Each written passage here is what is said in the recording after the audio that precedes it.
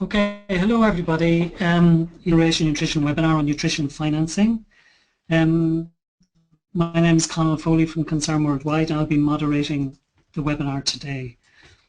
I was delighted to attend the World Bank's launch of the investment framework back at the World Bank Spring meetings in April, so I'm looking forward to hearing the views of many of you on this. The aim of the webinar is to foster a debate on what it will take to scale up nutrition funding in the near future. And the kinds of key questions we're going to talk about are: what is the current financing gap? What opportunities exist for new funding commitments to be made? And what types of financing are most efficient for closing the funding gap? Let me just give you a quick outline of how the webinar will be managed. Firstly, I would like anybody who's online to mute, but remember to unmute yourself if you want to talk. And also this from now, the webinar is being recorded, so just keep an eye on that. So firstly, what we're going to do is Ben Hobbs, who's the International Campaign Manager of Generation Nutrition, will briefly outline the main campaign messages from Generation Nutrition. Then we're delighted to have 5 diverse key speakers outlining their vision to the topic. We have Patrizia Fracassi, who's senior with the Secretariat. Nora Frigenti, who's a director of the Italian Development Cooperation Agency. Mary Delamonte, who's program officer with Results for Development. Felix Phiri, who's director of nutrition at the Department of Nutrition and HIV and AIDS in the Malawian Ministry of Health. And finally, Nora Coghlan, who's the program officer, Global Policy Advocacy and Communications Foundation. So what I'm going to do is Ben will speak to begin with, then we'll give each of the speakers 6 minutes each, and I will be very strict on this. Let me warn you, the speakers, I will cut you off. The speakers will finish at after about a half an hour, and then we'll have a 20-minute debate between the speakers. Then for the final half an hour, questions and comments from the rest of the participants. So Ben, if I could hand over to you first to give us an outline of the main campaign messages from Generation Nutrition. Don't forget to unmute yourself. Thanks, Conal, and hello everybody. Generation Nutrition is a global civil society campaign that was launched in 2014, and our aim is to put pressure on governments to bring an end to child deaths from undernutrition. Our campaign is currently active in 12 countries and at an international level, and we have a membership of over 80 NGOs. Nearly half of all preventable under 5 deaths are caused either directly or indirectly by undernutrition. And the lack of progress on this issue is holding up the economic and social development in countries in Asia and Africa. So tackling undernutrition in children requires a multisectoral action, starting with but not confined to the health sector, as well as long-term political commitment. Funding is one sign of such political commitment, and Generation Nutrition is calling for a radical increase in spending on nutrition programs in the next 5 years. And in particular, the campaign is calling for a doubling of global aid for nutrition between 2016 and 2020. And this should be measured by actual spending by donors, not pledges.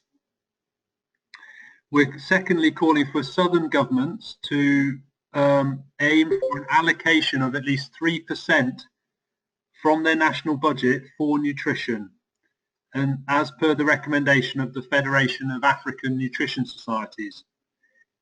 And finally, we're calling for an international pledging summit to be held for nutrition in 2017, and this would be a follow-up to the 2013 Nutrition for Growth Summit in London.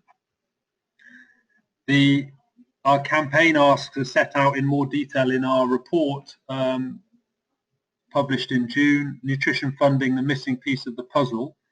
And you can all download this report from our campaign website. So thanks for joining today, and great to see yeah, lots of people who care about this issue and who want to work together to scale up nutrition funding. Great, thank you very much, Ben. That's very clear. So let's go on then to the short talks by each of the speakers, and I'd ask each of the panelists to introduce themselves very briefly, and then speak about around the assigned question for 4 or 5 minutes max. So I said I will cut you off at 6 minutes, so please try to be so the first one I'd like to move to Mary Delamonte. Mary is the Program Officer for Results for Development. And Mary, the question really for the funding gap, maybe you could shine some light on that for us. Hi there, can you hear me all right?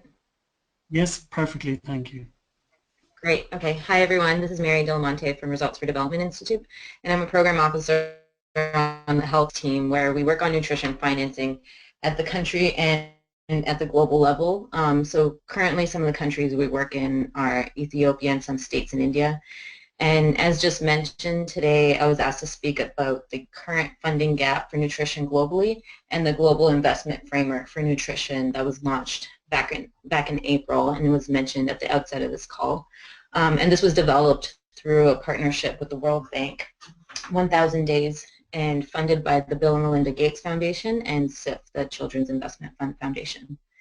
So in this framework, we estimated the cost and resource needs to achieve the World Health Assembly targets for stunting, anemia, exclusive breastfeeding, and to treat severe acute malnutrition, and to answer the question really on how much funding is needed as well as how to pay for it.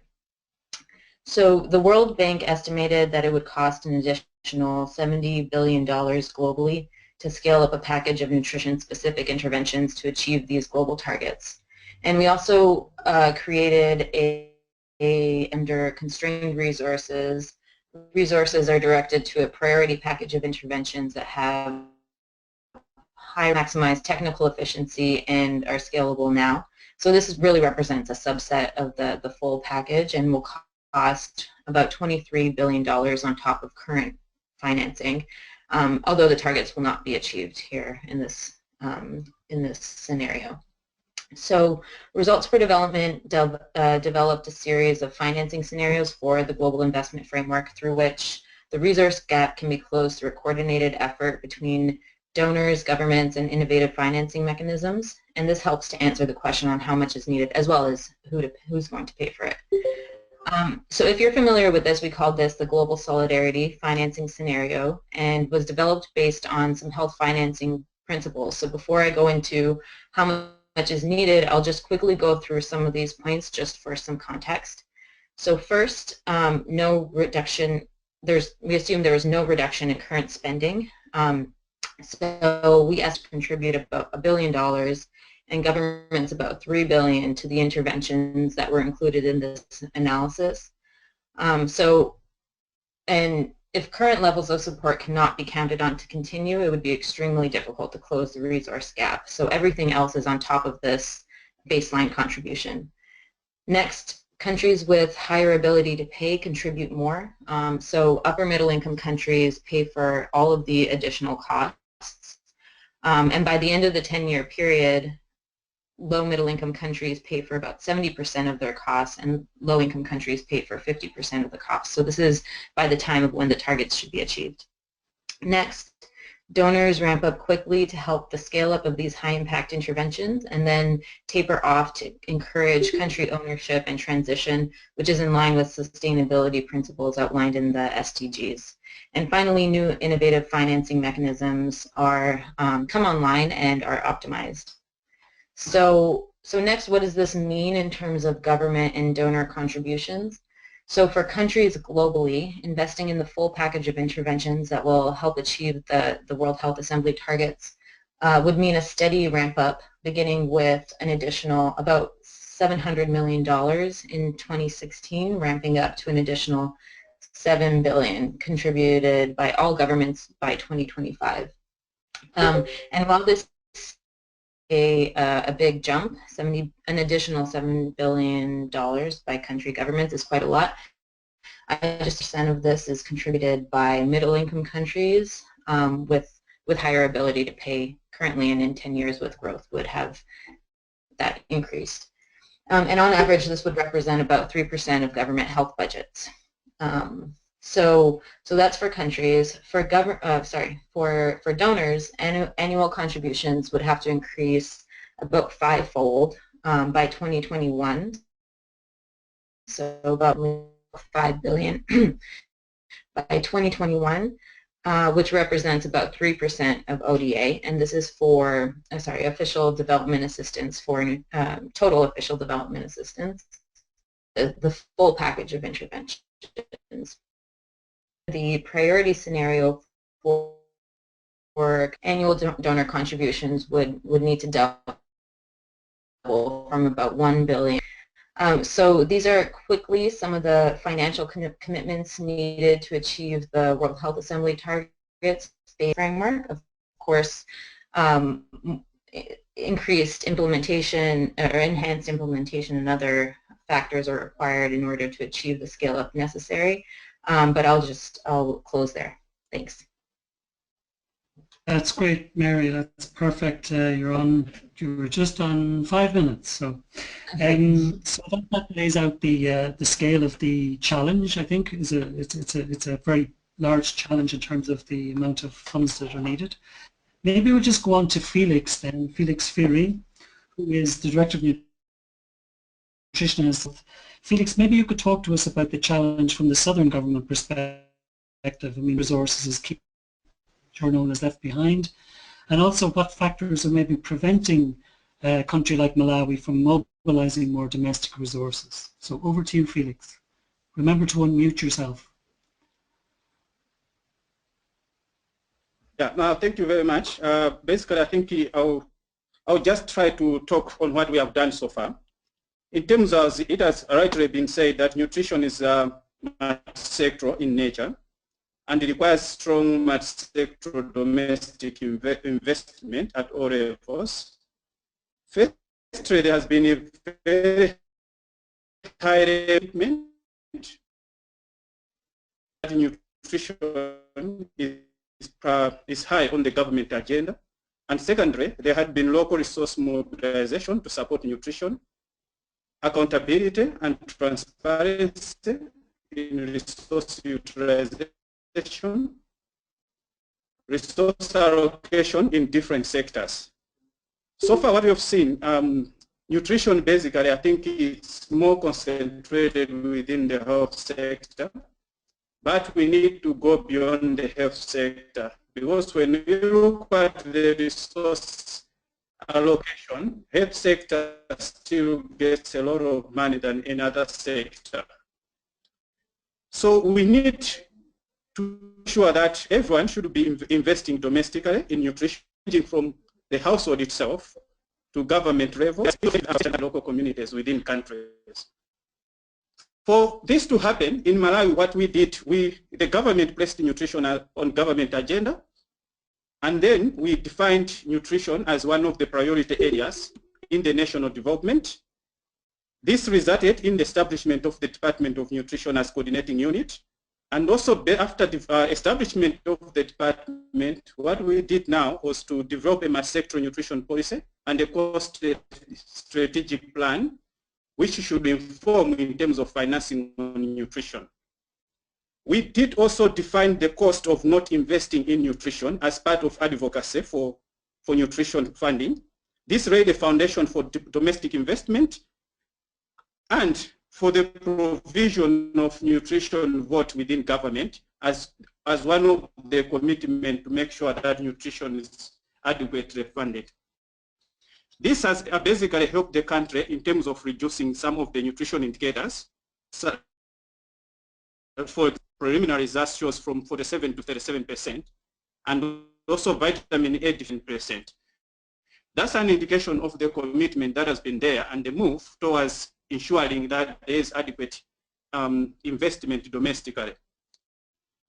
The government made some domestic investment in providing enabling environment by ensuring that nutrition is placed across the sectors, not just in Ministry of Health, and also ensuring that there is enough capacity across the sectors. However, despite all these efforts that the government made in having local-driven investment, almost 80% of the total investment still comes from development partners.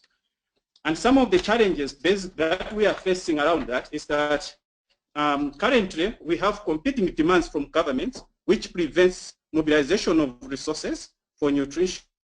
There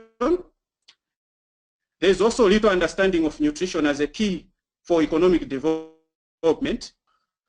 More evidence-based advocacy with the ministries of finance allocate a lot of resources on nutrition. We do not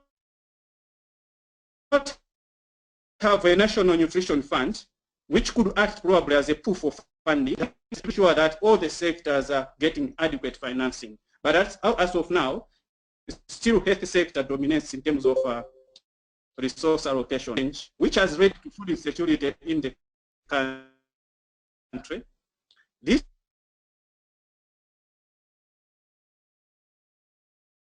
in terms of, because now the whole country has gone into emergency, so all we are focused to generate inadequate resources going towards emergency to address issues of nutrition.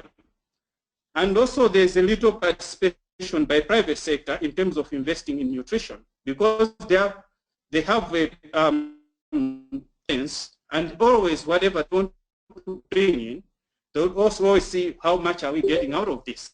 So that's where probably we need to define this investment is very critical for countries, and that nutrition programming is more would be more sustainable if we have local resource mobilization.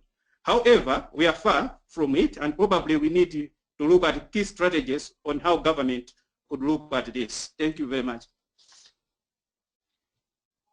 Thank you very much, Felix. You're breaking up slightly, but I think most people got the gist of it, and that was very useful indeed. Maybe I could go on now to Patrizia Fracassi. Patrizia is a Senior Nutrition Analyst and Policy Advisor at the Sun Secretariat. And Patrizia, you might speak to, I suppose, give us some examples of the positive recent examples of increased funding within high-burden countries in particular. So over to you, Patrizia. Yes, thank you. I'm here with William Connectol, my colleague, and we both work on in areas of planning, financing, implementation, and M&E. Just to give a bit of background, we had so far 46 countries in the Sun movement, so 80% went through their budget to identify investments for nutrition, and 28 countries identified investments that targeted to children and women of reproductive age, so covering what we call the nutrition-specific programs. And out of those 28 countries, we have 16 countries that show trends year or more, mostly between 2013 and 2015. So out of these 16 countries, only 6 countries show an increase in funding for nutrition-specific intervention. And mostly these funding are linked to 1 or 2 programs.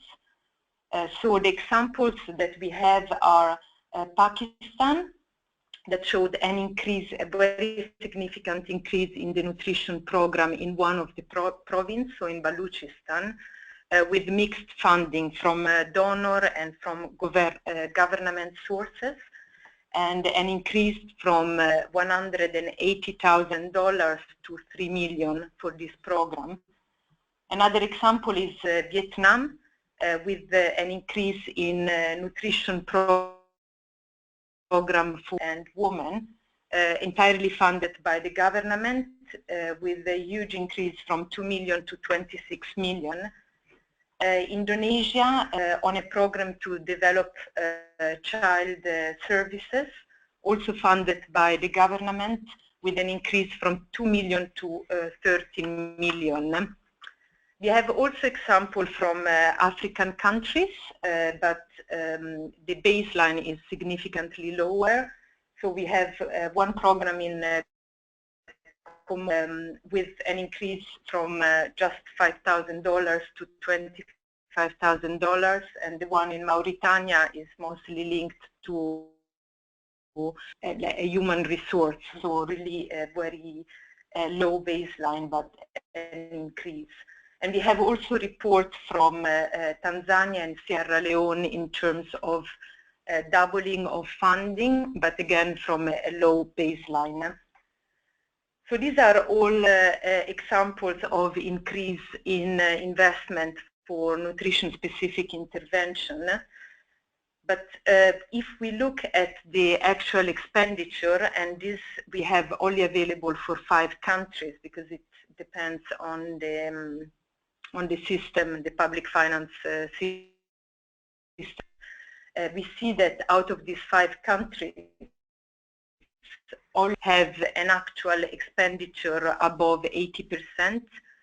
The other 2 are between 50 and 80%, and one of the countries below 50%. And the 2 countries that have this significant actual expenditure, Mala, and we did a case study on them, and they were also portrayed in the Global Nutrition Report. And it's because it's a system where they really look not only on the, let's say, resource mobilization, but they monitor very closely the implementation and the spending. So it's a performance-based allocation, and it's adjusted throughout the years. So, I mean, the key message here is that it's really important to increase the allocation for, especially for nutrition-specific interventions. And I mean, we will discuss later also the nutrition-sensitive programs and the importance of the other sector. But just to emphasize that the baseline at the moment is very low, and as Mary discussed before, there is a real call to double the allocation for those interventions that are targeted to children and women. But also, on the other hand, we need to ensure that the allocations are spent. So really focus on implementation and really follow the money, while there is an increased advocacy for resource mobilization. That's all from us. Thank you. Patrizia, that's perfect. Very good examples, and I think an interesting correlation between, I suppose, the implementation, monitoring of implementation expenditure as well as just allocation. Maybe move on then to Laura. Laura Frigenti is the director at the Italian Development Cooperation Agency. And Laura, maybe you can countries can play a catalyzing role in 2017. And how can maybe G7 countries ensure a pledging summit in 2017 goes ahead? So over to you, Laura. Thank you very much, and I hope that you can hear me well. Can you? I can hear you very well, thank you, yes. Okay, perfect. Well, I think that, you know, many of the previous speakers already touched on this multisectorial dimension of nutrition that is, you know, something that touches on many different sectors on its nature as well as on mental results in its impact. And I think that the way that we look at it at the Italian Development Agency is that we think that to really playing a catalytic role, it helps in this case to disaggregate a little bit the different dimensions of nutrition. And so we have tried to basically disaggregate it into 3 main buckets. The first one is nutrition as it relates to actual lack of food, nutrition as it relates to lack of education around food, and then the new emergencies that are coming because of this massive flood world, and so nutrition crisis as it relates to people in emergency situations. And we try to look at each and every operations that we you know, are financing or implementing through these three lenses and see what kind of activities we can include in different operations that actually serve responding to some of these objectives. And so in the first case, of course, I mean, Italy has been a pioneer in investing in ag-related interventions, in improving productivities, but also new agricultural technologies and techniques, but also in general in taking a more holistic approach and improving living conditions in rural areas. That staying in rural areas is very often a kind of a plan B option for many people, and that much better results in the agricultural sector could be achieved if people would actually could actually think that being employed in agriculture and living in rural areas is actually an excellent option for life and choice, and that provides them with opportunities that are as good as to relocating in urban areas. So that is an important way of looking at that. On the second part, what we have seen is that often it's not proper food that is the problem, but it's the fact that people are educated on how to use it, particularly for what is related to children, infants, and and the role of mothers in the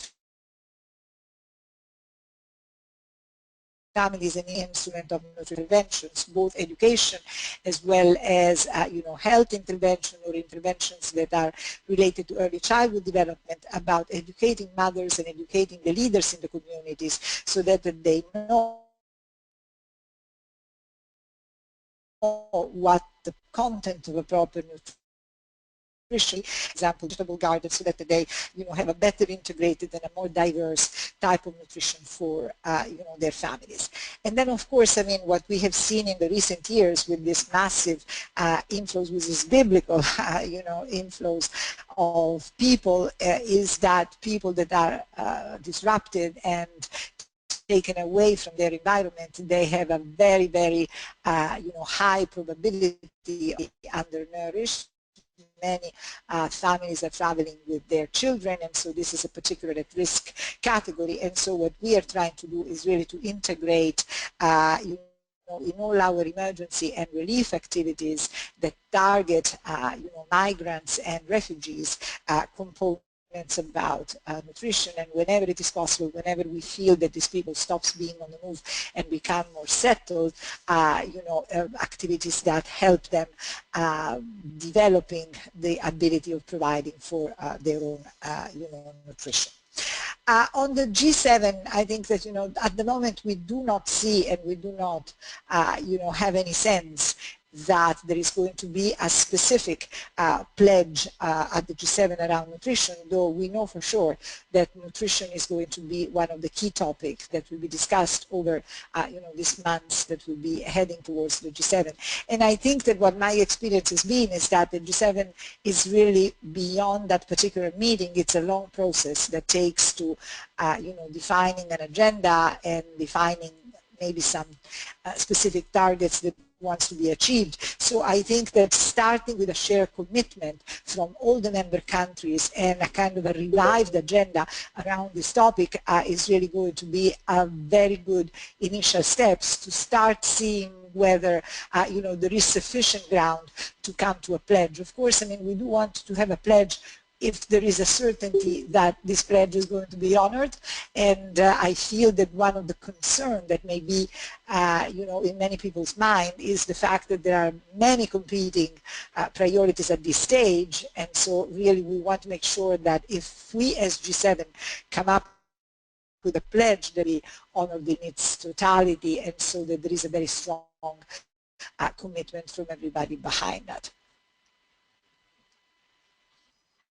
Hey, I think Laura, that's it from my side. Yeah, thank you very much, Laura. I think we will turn around the pledging moment and the importance of it and what we can do. But finally, if I could go to Nora. And Nora Coghlan is a program officer in communications at the Bill and Melinda Gates Foundation.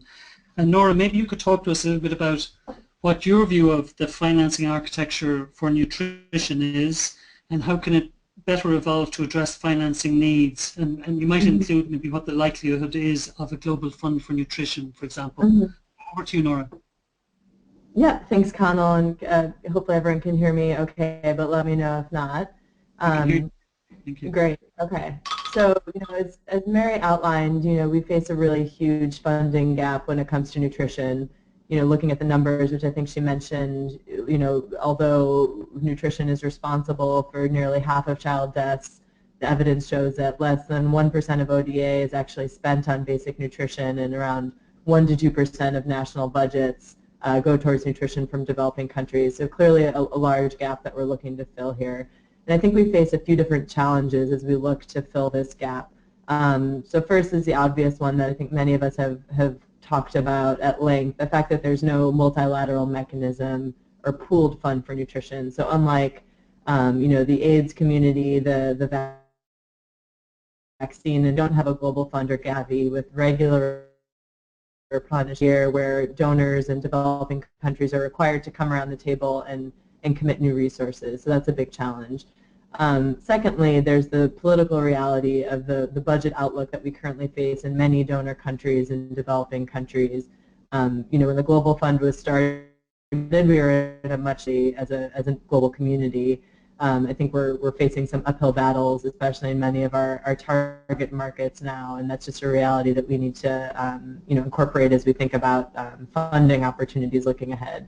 Thirdly, nutrition is a very complicated issue, and the results are long-term. So unlike, vaccines where there's a really clear product and, immediately to a child, the impacts and the process to impact stunting is a long-term endeavor, often taking a generation to see the results. And this is obviously an issue when we think about, especially in countries like the U.S., where we really are making the case to taxpayers and to representatives on the Hill that conversation around results and progress is often a challenging one when it comes to nutrition, because it's a much longer term game that we're talking about. And then fourthly, accountability, which a couple speakers have already mentioned. So the fact that our, from a donor perspective, the basic nutrition code, doesn't really match up with some of the newest evidence that we have around the Lancet. We also have challenges with tracking sensitive for donors. And then for developing countries, we've seen some progress in terms of getting budget lines in several countries, but it's still lacking in a lot of countries. So just to shift now to talk about some of the opportunities, and despite some of these challenges, some momentum that we're seeing and what that could mean in the years ahead in terms of filling the financing gap, and kind of focusing on the fact that there's a lot that's actually working and well positioned to be effective within our current architecture, if we spend some time really thinking about how to make it better deliver finance for nutrition. So on the question of a mechanism and a pooled fund, we do have a platform that has shown a record of actually raising commitments for nutrition, and that's the Nutrition for Growth platform. So while there's a lot of different initiatives and institutions that have come up in recent years that have been a policy dialogue around nutrition and making commitments, especially around implementation, so the Decade of Action, the Zero Hunger Challenge, the Nutrition for Growth Summit was really the only summit in recent years that's delivered actual financial commitments for nutrition. So $4.15 billion for nutrition specific, and then a much larger number for nutrition sensitive. So I think one of my recommendations is institutionalizing the N4G platform in the future. And it's becoming clear, and I think the call from the community is quite clear that we really do need a moment in 2027 around the table again, both to follow up on the commitments from end commitments. And the data shows, and perhaps following N4G1, we did see an uptick, especially in donor spending on nutrition. It's since plateaued, and so, but I think really supports that point that having a forcing mechanism in a moment, we will see results in terms of finances. But obviously some improvements need to be made to the N4G architecture if we are going to institutionalize it in some way. There needs to be more ownership over it, so more partners involved, more donors, broadening out the donor base, but especially bringing in high-burden country champions to really feel ownership over the agenda. And then secondly, ensuring that it's more results-focused, and then better incorporating other mechanisms. So, again, bringing in effective initiatives like the Decade of Action and the Zero Hunger Challenge to broaden out the scope of N for G and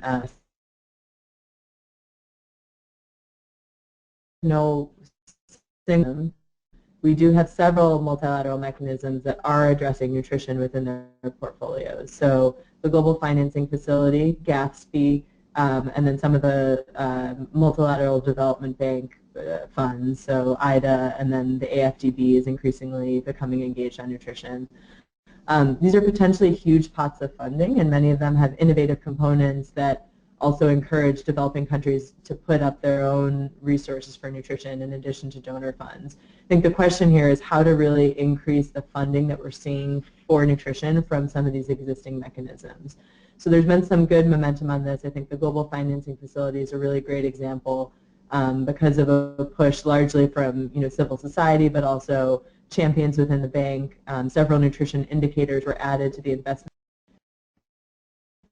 framework. Several countries, really prioritizing nutrition within their country plans. But we need to continue to push on this, and also to be really tracking then what comes out of these multilateral mechanisms in terms of funding for nutrition.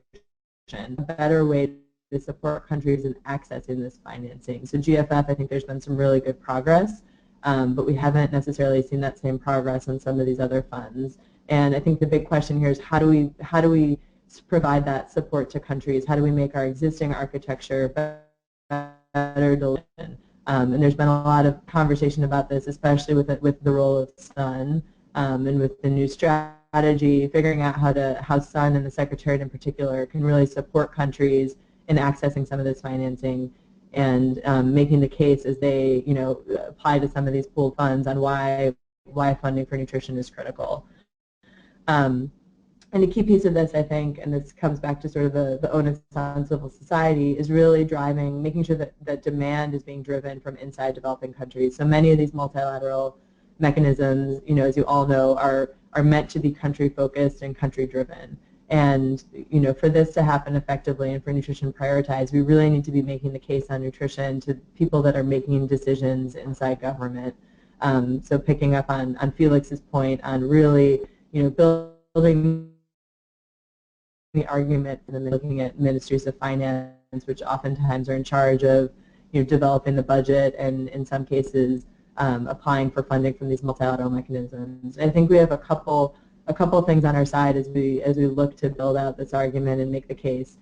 First is we have a really compelling argument to make on the economic impacting in nutrition, the linkages to cognitive development, picking up on the comments that African Development Bank President Akina Adesina has made recently on investing in gray matter infrastructure as being central development plans, and really how tackling stunting is kind of key to addressing a lot of the economic issues that many countries are facing. I think we need to make this argument much stronger and much better in a lot of the developing countries that are facing high burdens from malnutrition.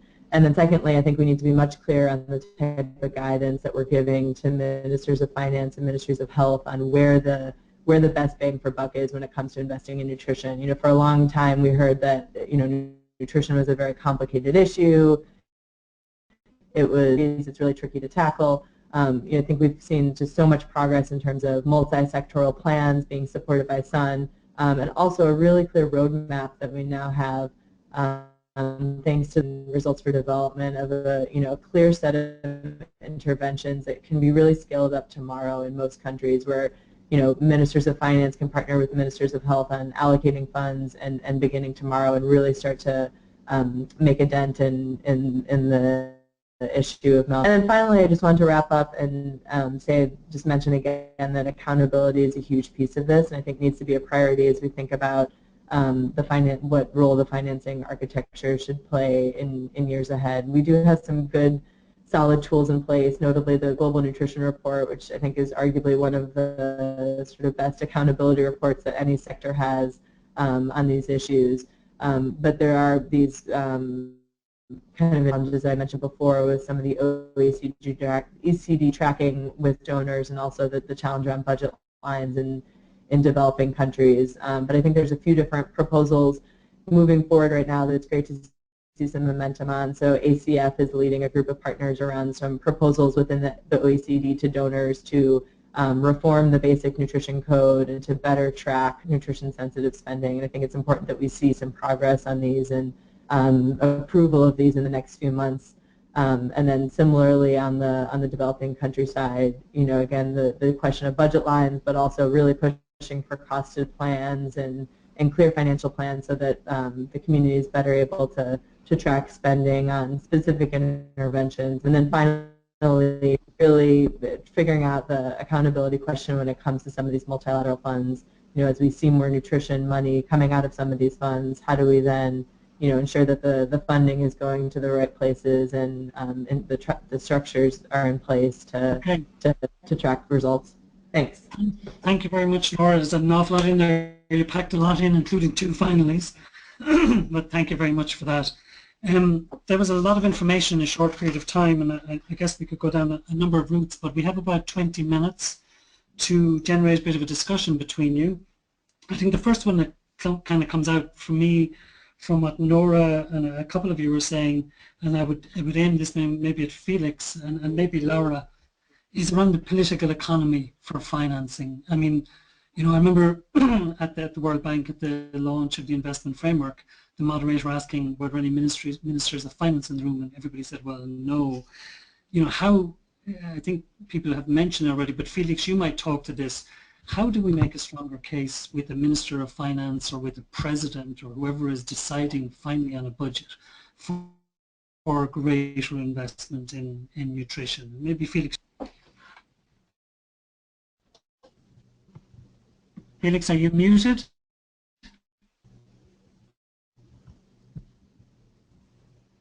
Hello, Felix, are you still there? Maybe while we're waiting for... yeah. Go ahead. Yeah, actually what basically is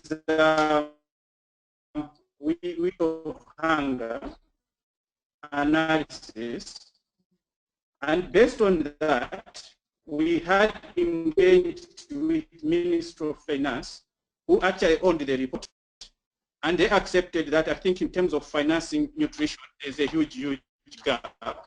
And currently they have identified a desk officer who is working with us from Ministry of Nutrition. And also we have continuous advocacy with members of Parliament, the Parliamentary Committee on Nutrition, HIV and AIDS, where we bring our case to say nutrition is not adequately financed, including where coordination is being placed within the health sector to make it functional, and also looking at agriculture sector where they need to be adequately financed. So basically that's what we are currently doing, and we are working closely with the CISONA. Okay, thanks Felix. Maybe I could also turn that one to Laura as another representative of government. Our government is coming up with a budgeting exercise every year. How do you convince them to invest more of ODA in nutrition? Well, I was listening to the way in which you framed the question, and actually I don't think that the issue is so much to have the Minister of Finance in the room, in a sense that both the Minister of Finance of donor countries as well as of emerging markets are, I feel, painfully aware that this is a key priority. The issue, as I think Nora was very nicely detailing in her intervention, is that the global economy is at a very different than it was at the time that allowed big concentrated effort on specific development partners. Last year was the first year that I remember, and I've been active in global development for some 30 years now, that we had emergency crisis in the world. And the fiscal space of donor countries is not expanding. So the competition for resources is very, very high. And so at times I don't think that it is the lack of appreciation of how critical a priority is, but the fact that there is really not the ability to respond to so many competing needs. And so I think my colleagues, and I know that many European agencies, and I think agencies all around the world are thinking is how can we use the limited amount of resources that we have, not so much in itself, but actually to leverage additional funding, not necessarily go towards the same development objectives. And so we are doing much more than we were in the past, actions that are connecting the dots between us and private sector, both profit and non-profit, or among different actors in our countries that would be interested in investing in developing countries in global development priorities, but that somehow need to be framed within a more regulated type of plan of actions. And I think that that is really where public sector needs to orient its resources. Frankly, we are in the process of developing our own budget, for example. I can say that Italy will be on a growing path for the third year in a row in terms of our ODA, but we are still so far away from the famous 0.7% that we pledged to achieve many years ago, and so are many other of the countries. And I frankly think that this is a reality to account.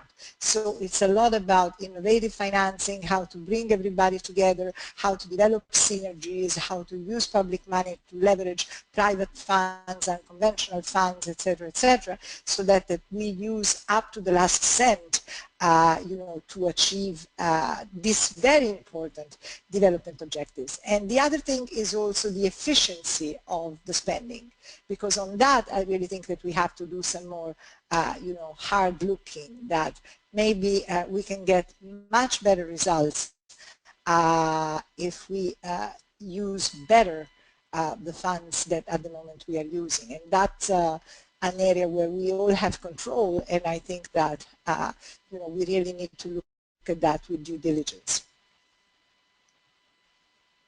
Thank you very much, Laura. I suppose one I'd throw out fairly openly would be this idea of innovative financing for nutrition. I mean, as Laura suggested, we need to be looking at the private sector, and I'm wondering what some of you think where the opportunities are for engaging the private sector, private foundations, and what are those new sources of funding that you could see?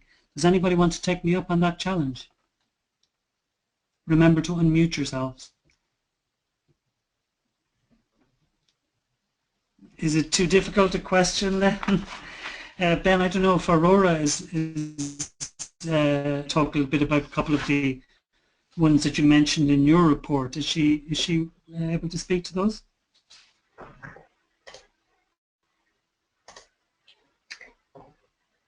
Hi, this is Mary from R4D. I could jump in quickly. Go ahead, yeah.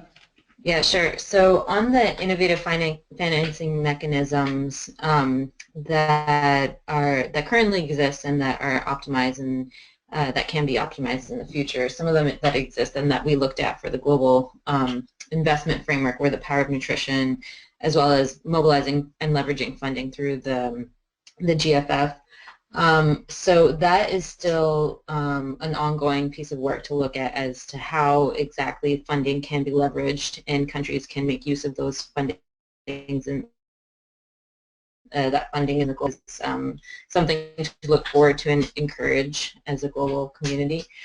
On the question of the private sector, at least as far as what we looked at in terms of the packages, we noted that the private sector looking towards it and allocative efficiency of some of the interventions as they begin to scale up and we direct more resources to them. And in particular, the private sector involvement is particularly important for food fortification since, and this is staple food fortification, since it is a commodity that is purchased by households that is directly involved with the private sector. So that is just one area to look at and to consider. Thanks. Thank you very much. Any other ideas on innovative financing? That was good, Mary. Thank you. Hi, this is Patrizia Fracassi from the Sun Movement Secretariat. I think one of the really important because, I mean, as we saw before, in terms of actual spending, we see that many countries have actually difficulties once they get the funding to really implement at scale.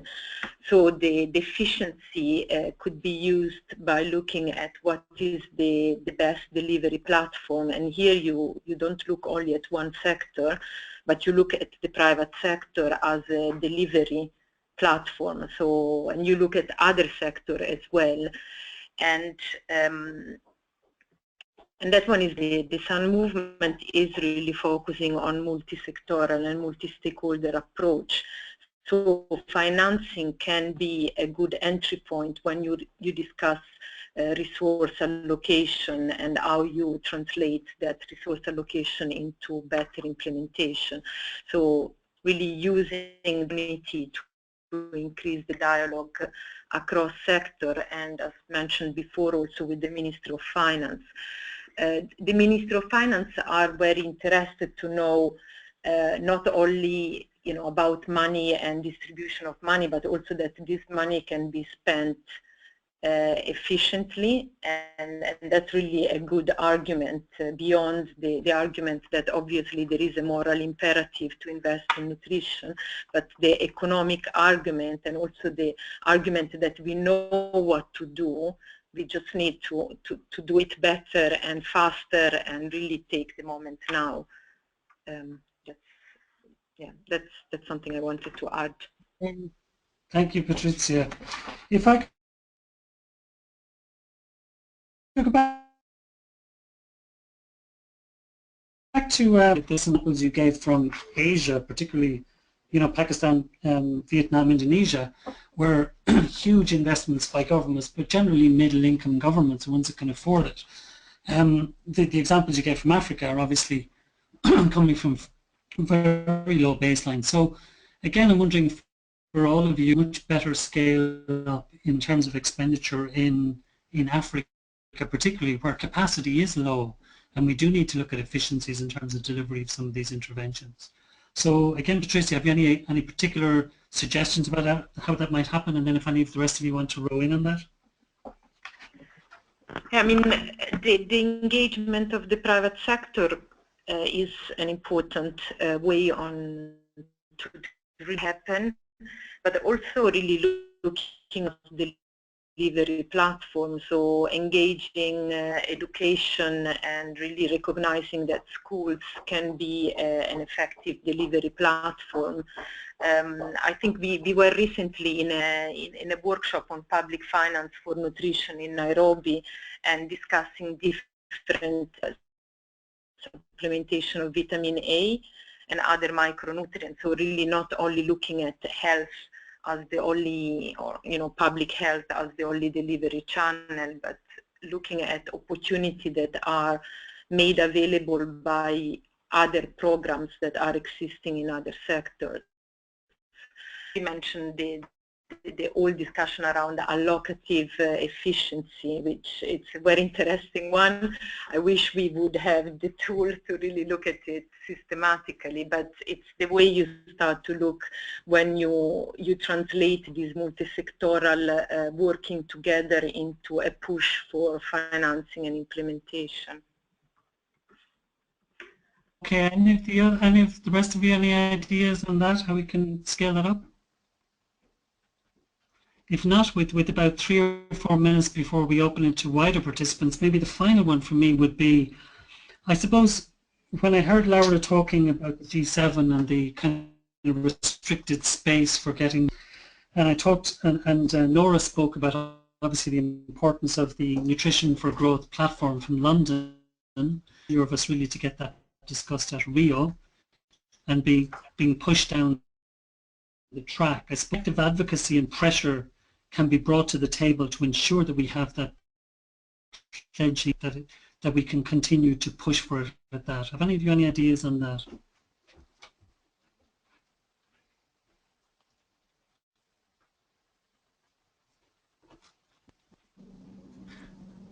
Hello, this is Nancy Walters from the UN Network for Scaling Up Nutrition, UN Network for Sun. Sure, Nancy, come in on Can that you hear if you me? want to. Okay. Yeah, I just wanted to, I'm here, my colleague Nicola was going to be here, but he wasn't able to make it. So just one point, it relates to both of your questions, I think, is really around, you know, it's a bit about making the case, but maybe making the case and link, you know, the crisis situation that Laura was, what struck me, I was in New York last week for some of the sun-related meetings and other related nutrition meetings around UNGA, and what really did strike me is that although it's hard to say this, but it felt a little bit like the window of just nutrition was sort of closed, and that unless we link it to the issue of the crisis and preventing crisis, or at least you know, linking it to investments that will ensure that the impact of those crises are less strong. I think it's important, and maybe that's somehow an angle that it can get on the agenda. I feel that it's going to be hard to get it in isolation, but that's, maybe I'm just being pessimistic, I hope. And another thing I wanted to mention was that as the UN Network for Sun and REACH, we're coming out with a compendium of actions for nutrition, and this is the first time that we have 4 UN agencies signing off on kind of actions, what are nutrition actions, and be it not only food, ag, healthy diets, maternal and child, as well as health. So I think I just wanted to flag it because I think it can also be a useful tool to allow for a common conversation around this. If we're all talking about the same set of 40 actions, at least the UN has now agreed on those. So it would be, I think it's, I just want to flag it so you're aware, and it can help feed into a number of the conversations. Thanks. Over. Okay, Nancy, just going back, and I think Nora, you were making that case, I think, around the 5 major crises, and I certainly know here in Concern we struggle with funding emergencies as well as these long-term development interventions. Any other ideas for making the case for nutrition in that kind of pledging moment? To crisis, is it keeping our foot on the pedal in terms of WHO targets? Anybody want to pick up on that? Well, I think. Yeah, who's this? Sorry, I was going to make a Frigenti. Nora. I just want to say that to me, this is a kind of a pre-investment that magnifies the impact of investments in other sectors. Like if we think about, you know, education, the outcome of education is learning in the classroom. And there is no really good learning that happens if children are undernourished. Their brain doesn't function as well.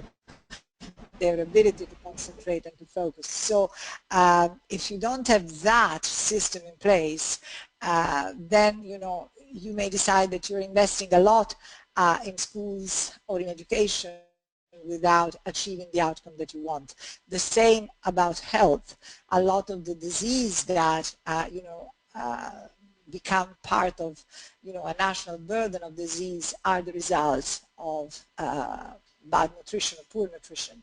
And so by doing that, you also free some space and resources in the health sector, and so on and so on and so forth. So I think that, you know, of course, when you look at global development, everything is important. But there are some things that have to be in place so that investments in other sectors can also achieve their outcome. And nutrition is one of those. Okay, thank you very much, Laura. Anyone else want to just make sure that there's another pledging moment and that form comes up? Connell? Yeah, Connell.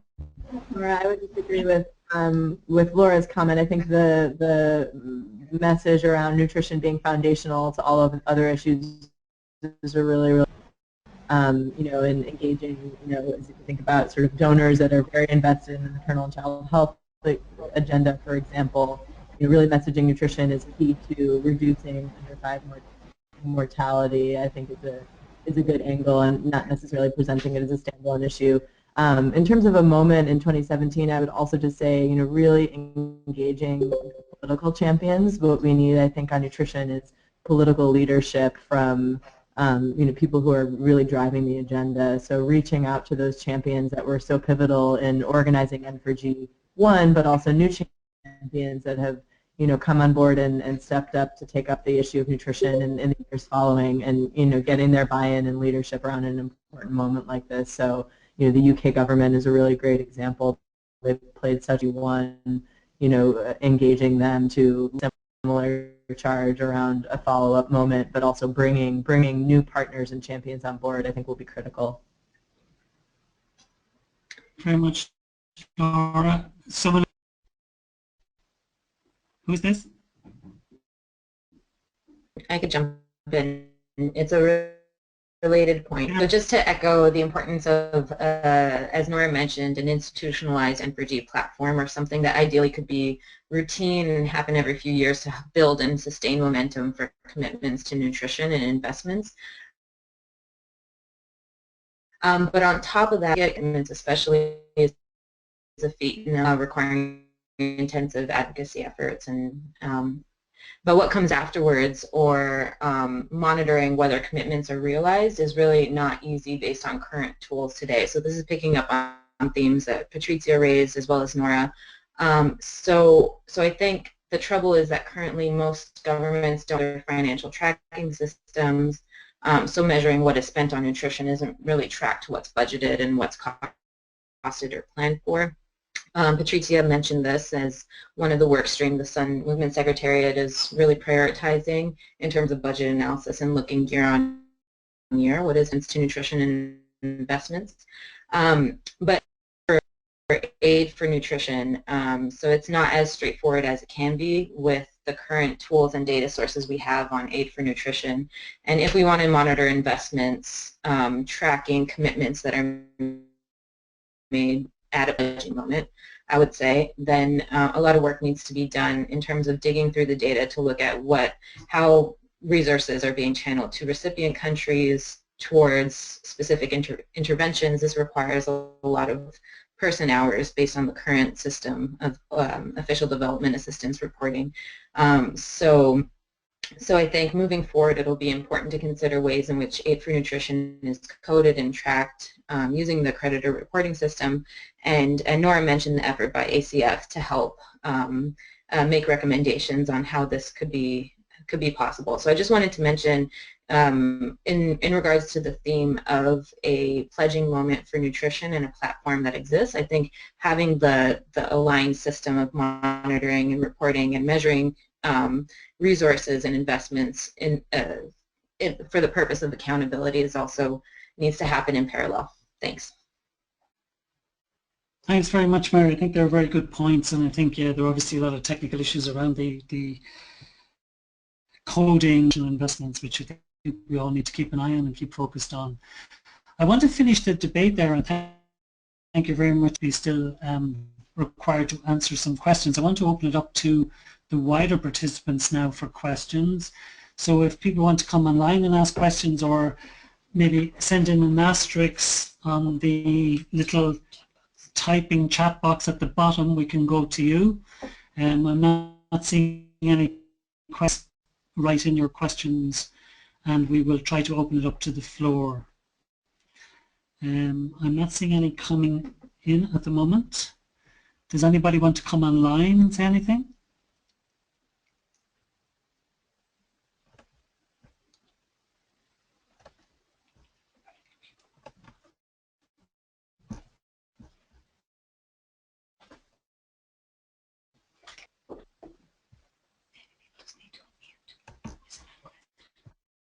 Some of you maybe, if you want, oh yes, great. I was going to say, don't forget to unmute yourselves if you have a question. Please go ahead.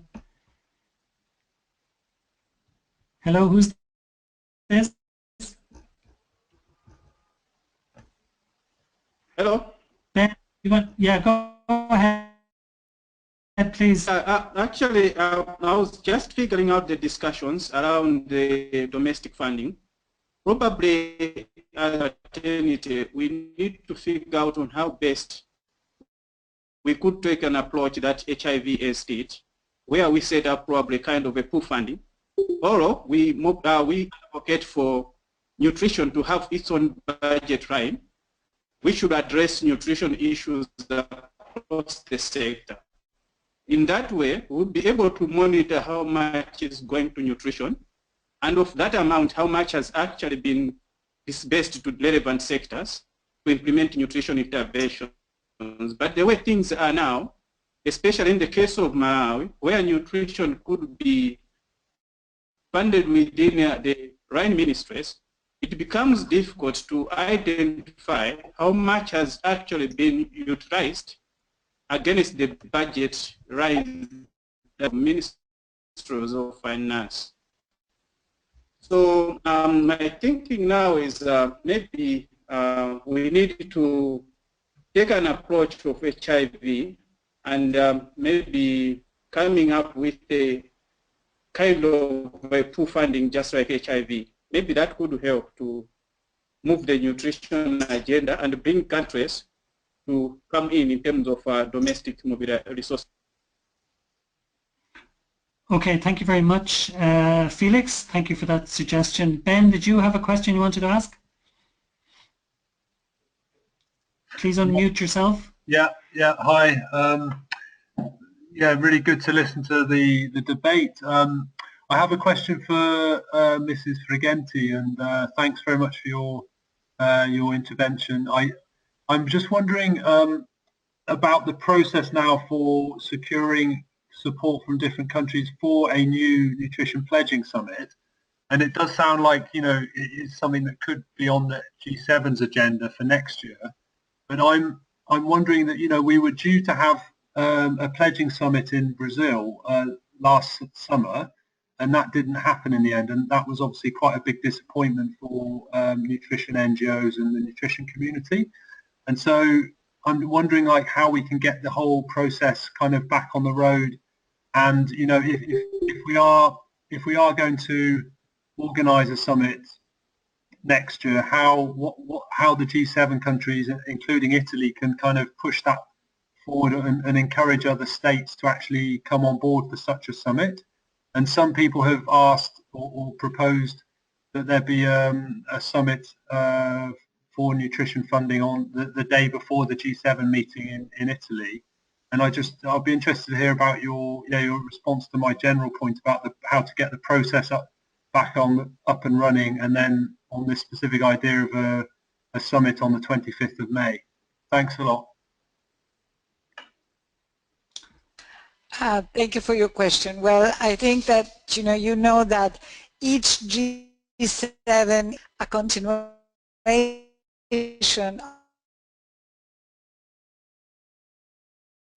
of the string of countries. So we are taking stock of the legacy of previous G7s, and at the same time we are putting together what we think is our list of priority as a hosting country for this next round. And while we haven't finalized the list, because as you know, this list starts very long, and then the big effort is working across agencies to rally around 2-3 priorities that are worth pursuing and not into so many things. But I can guarantee you that nutrition is going to be on that list. So once that is on our side, on our proposals, then there is a whole preparation work that starts with all the different Sherpas and delegations that are working on that. There is a series of midpoints, events that will be leading, and I think we will assess the situation on whether the ground is ripe for having a specific pledge or a specific like initiative emerging, as it was, for example, the case after the previous G7 hosted, or whether it's probably more, there is more consensus around focusing on how to mainstream activities, as it has been the case in previous G7s, and I think about for example, the German chairmanship presidency of the last G7. So on the basis of that, then in the months starting from January onwards, we will see how the conversation unfolds. And I think that if we are going to have another moment, to meet, there is surely momentum. That's my sense from the preliminary discussions that we had around this topic and around how critical it is, as I was trying to say, for many other things. That's, I think that the important part is that pushing this agenda is beneficial to many other global development goals. And so it's very important to keep stressing this particular point.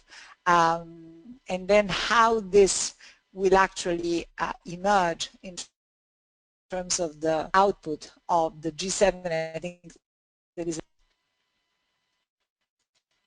Okay, thank you for that, Laura. I suppose the question for me would be more around, what can we do as a nutrition community? Have you any advice for us in terms of how we can put more pressure on there? Should we be going back to the UK government to say, look, there's a legacy there from you guys, could you be putting more pressure with the Italians on this? Have you any particular advice for us, and what might be the pressure points? I think that, each government has a different but somehow well-established society, in preparation for the G7. I think that for all the different, constituencies in the different countries, to engage with your own authorities and to, for example, when I was working in the US for Interaction, we would engage in preparation of each G7 with the US Sherpa, presenting points that we thought were important for them to raise early enough to become integral part of the US position. So I think that if there is this pressure from the bottom, from on all the G7 countries, I think that's very important. And I feel that, medias are also very helpful. And so, let's make sure that those segments of the medias that are more sensitive, that are more interested in the global development, that they also amplify. And I feel that, the ultimate result of the meeting is not so much, it's not the issue of putting pressure on the Italians. The Italians can insist to have this on the agenda, but ultimately it's a collective decision of the G7 countries. So it has to be a coordinated work of all the G7 members to come up with a shared priority. Great. Thanks, Laura. Yeah, and my apologies for throwing questions at you just because you're in that position. But I think that advice is well taken. Thank you so much.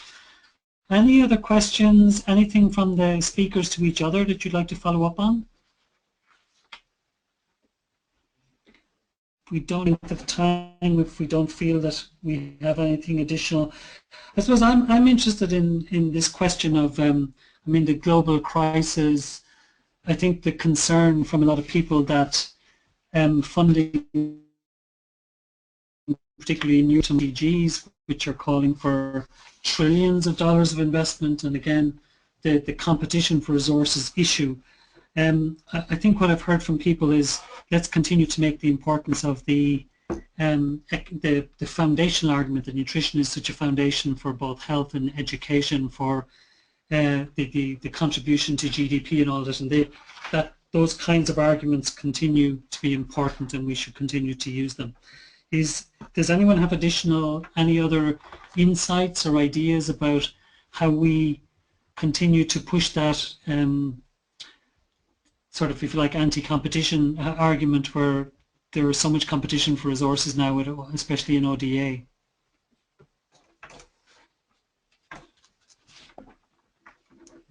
Hi, this is Mary. I could pick up on that point. Mary from Marty. So, and this is just on decisions on how to allocate resources, pulling from health financing. So these decisions often depend on many factors, including burden, cost effectiveness of interventions, whether development partners are willing and able to pay for these interventions, and other important factors. And just for the context of nutrition, the high burden of malnutrition that exists combined with, we know what kind of health and economic consequences it has, plus knowing we have strong evidence for cost-effective interventions that prevent and treat malnutrition should be a cause for accelerated prioritization of nutrition within overall health portfolios, but not, again, I should say not only within health, but within all nutrition relevant sectors. So I think your point in like terms of prioritization makes sense, as well as looking towards other sectors that we typically call nutrition sensitive, but looking to how nutrition components can be built in so that they are, so to speak, more nutrition relevant, better bang for the buck and buying better nutrition outcomes. So I'll just end with that. Yeah, I would like to add on that, because I mean it's very clear that nutrition is a maker of sustainable development, but really the idea that nutrition is also the result of how the sector see their own programs. I was recently in Rome for a discussion around the minimum diet diversity for women of reproductive age, and we were discussing it. It's not only an indicator, but it's really a specific policy objective when it comes to really look at how the food systems are delivering. So really looking at nutrition across the sectors and identifying those objectives that in other sectors make sense, really resonate with their policy, but are clearly contributing to improved nutrition. And at the moment, what we have seen in terms of nutrition sensitive is only 1.7% of the government expenditure, while in reality this sector gets much more, a bigger share. So it's really how do you make it, how do you take the sectoral spending and really make sure that the sectoral spending is contributing to better nutrition. So really looking at that as an opportunity. Okay, and that is obviously a very difficult thing to do, but thank you for that, Patrizia. Carol, I think we've Carolyn MacDonald, I think from Canada on the line. Carolyn, you've typed in a long question. Do you want to basically bring it out yourself? Are you on mute? Can you hear me? Oh, I just Yes, unmuted. Can you hear me now? Yeah, no, that's perfect. Okay, great. No, I just really appreciated the speakers, and it was yeah, fantastic information and ideas. And Patricia noted the that really reality of the country level budgets. It's just very small, which translates into few nutrition staff, resources, and capacity. And then Nora, of course, noted that there's no multilateral mechanism for funding nutrition, which is very problematic from my perspective, because I know there are opportunities. These multilateral mechanisms like GFF, these are mostly country level driven, right? But you have this sort of double burden then, because we have limited and very few staff that are focusing on nutrition at the country level with few resources and capacity, right? And they are, but then again, they're required to actually get the investment into nutrition included in the global financing to spend a lot more time and effort than other sectors to be able to have that investment, to advocate, get champions, et cetera, and even in innovative financing, that takes an awful lot of time and investment, but we just don't have the people and the staff, right? So to me, it's like a double burden in resourcing. So I wondered if there's any appetite at all for a global level funding mechanism for nutrition specifically. And if not, we need to prioritize what we need to focus on, because we can't just do more, do faster constantly. Like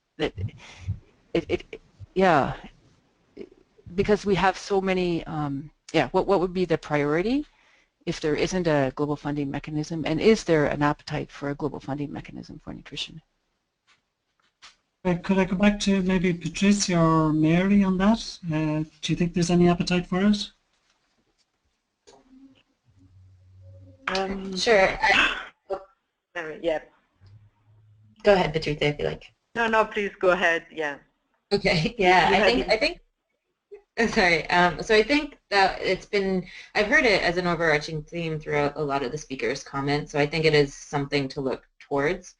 And the question on capacity and human resources issues, I think that's important as well. And in terms of making sure that innovative financing mechanisms or an investment case for nutrition is presented to the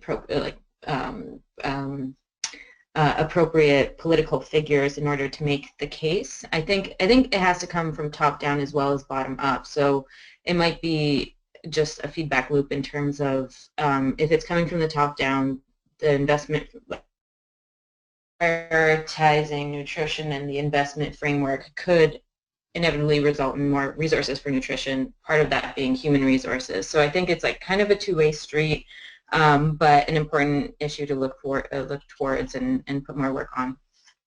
Over to you, Patrizia.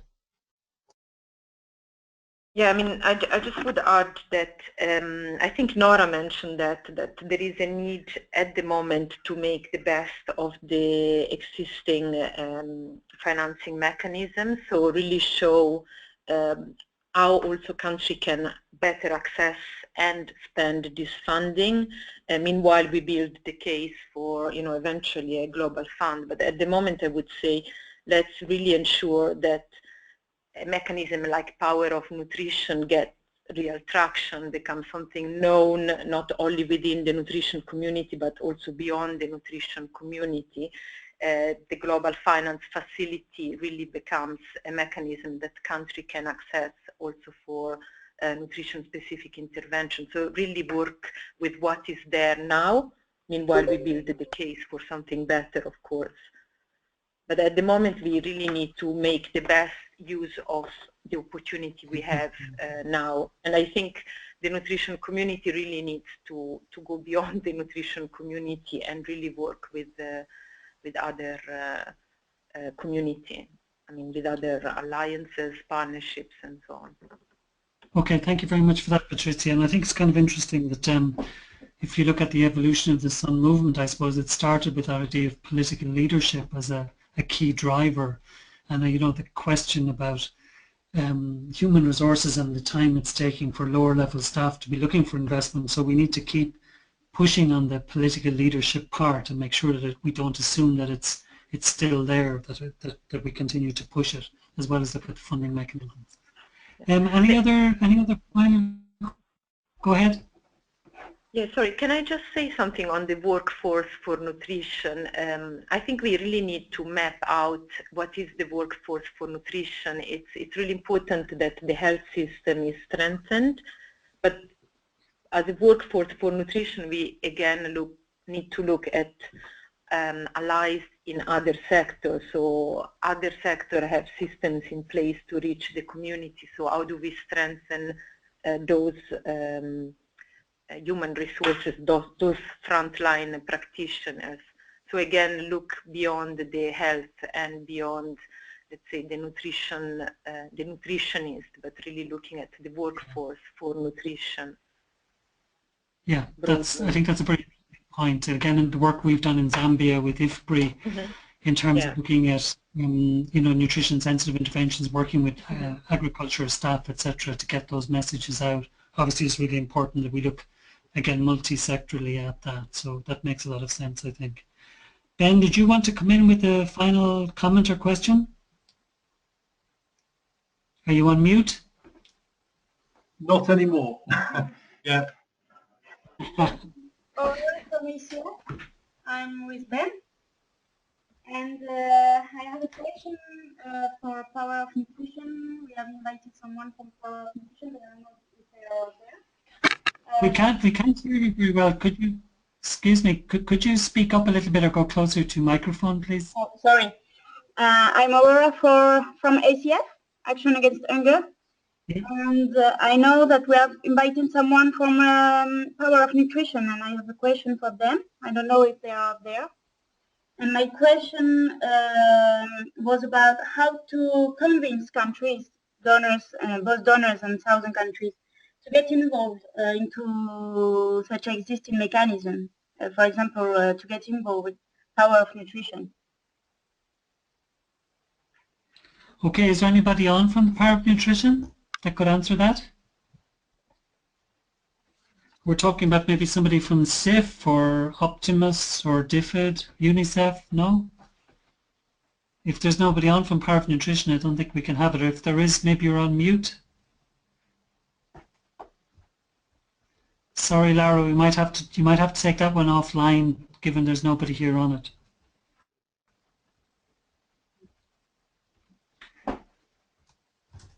Okay, so if there's nobody there from Power of Nutrition, maybe back to you, Ben. Were you going to make a comment? Yeah, hi. I think I don't know if we're ready to wrap up, Connell, but I was just going to speak about the follow-up to today's webinar and like how we were going to produce a report. But is it the right moment to speak about that or not? I'm not sure. I think so, yes. I would have thought so. It's like it's coming up to the half hour.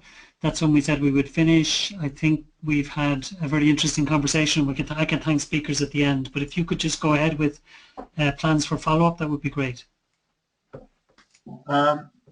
Cool. Okay. Well, thanks again to everyone for today, and it was a really, I think, quite a fruitful discussion. So we're going to write a blog of the discussion, which will be published on the campaign website, and I will make sure that all of the speakers, receive a copy of the blog before we publish it. And also, I want to propose that we post a link to an audio recording of today's session. So again, I want to check. I'll be checking with the speakers afterwards that they're happy for us to do that.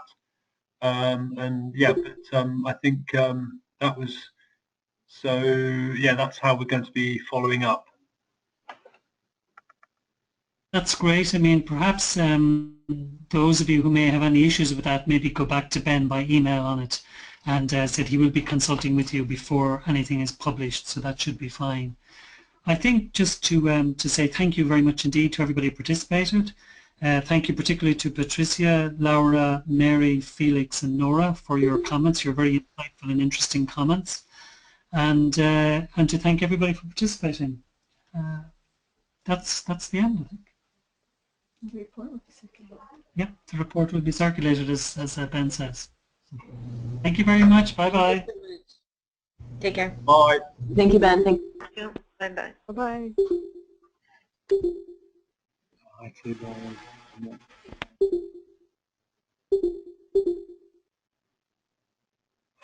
Okay. Bye. Bye. Bye. Thanks, Connell. I don't know if you're still there. Bye-bye. Bye-bye. Thanks, Take Ben. care. Bye. See you. Bye. Thanks, Ben. Bye. Thanks, Jen. See you, Ben.